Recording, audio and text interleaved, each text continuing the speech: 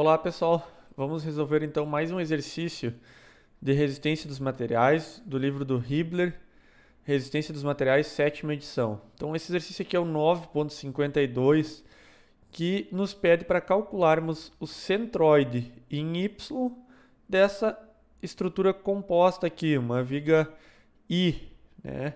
Então a gente vai calcular o centroide Y e mesmo ele não pedindo, vamos calcular o centroide X aqui. Então, basicamente a gente pega e aplica esta equação aqui e aí a gente consegue fazer o cálculo da posição do nosso centroide, tá? Então, como a nossa peça é composta, para a gente aplicar a equação, o ideal é a gente dividir ela em partes simples, que sejam quadrados ou retângulos. Então vamos lá, vamos dividir aqui. Então a gente fica com a nossa mesa aqui chamando de peça 1. Vamos dividir aqui a alma, peça 2.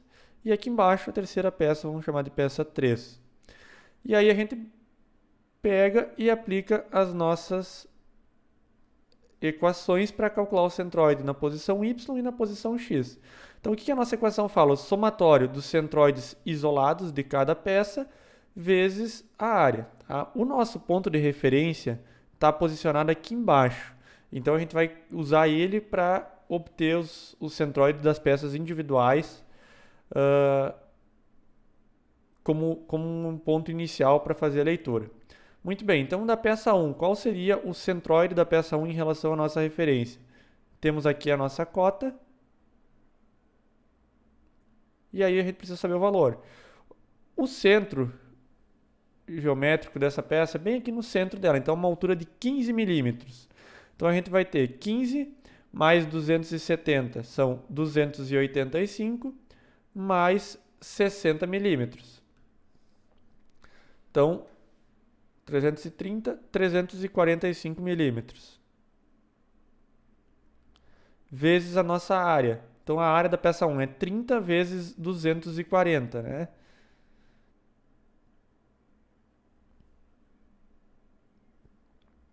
Mais agora a peça 2. O centro geométrico dela vai ser a metade de 270 aqui. Então 135 mais 60. Portanto, 195. Vamos anotar aqui o centroide que a gente calculou, 345. E aqui vamos marcar o centroide da peça 2. 135 mais 60, 195. Vezes a área da nossa peça 2. Qual é a área da peça 2? 270 vezes 60. Essa cota aqui, ó, ela foi passada aqui embaixo. Cada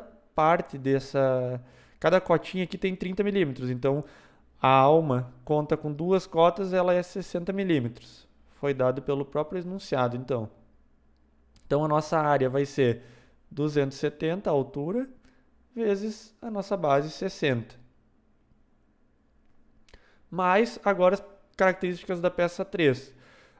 O centro geométrico da peça 3 é 30 milímetros a altura dele.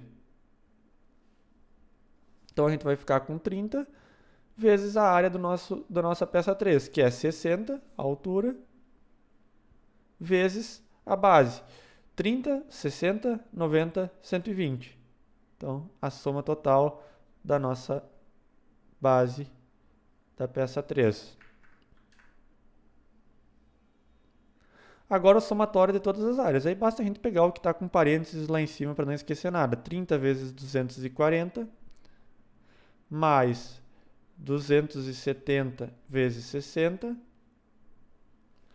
mais 60 vezes 120. E aí vamos só anotar aqui, ó, essa parcela da peça 1, essa parcela da peça 2, essa parcela da peça 3.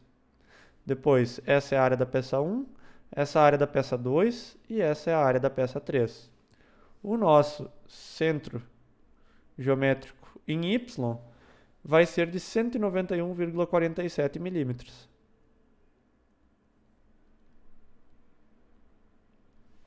Então, essa aqui já é a resposta que o Hibbeler nos pediu no enunciado. Além disso, ele pede para calcularmos o centroide em x.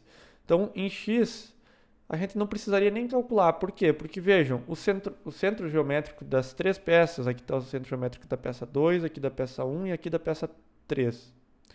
Ele está na posição 0 no eixo x, ó, porque o centro geométrico, o eixo de referência, ele está alinhado com todos eles. Então, a nossa distância, o nosso CG, o nosso x', seria 0 a resposta. Mas mesmo assim, vamos aplicar a equação aqui. Então, a gente vai ter x igual. Então, da peça 1, ó, a distância desse ponto para o nosso referência aqui é 0. Então, 0 vezes a área. 30 vezes 240. Mais, esse aqui também é 0. 0 vezes 270 vezes 60. Mais, o outro também é 0. A distância em x, ó, esse x é a distância que ele está no eixo x. Esse y é a distância que ele está no eixo y. Então, 0 vezes a área. 60 vezes 120.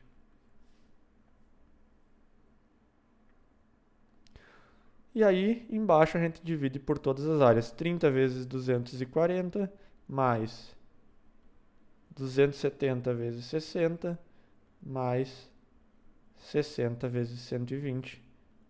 E aí o nosso x vai ser 0 milímetros. Muito bem.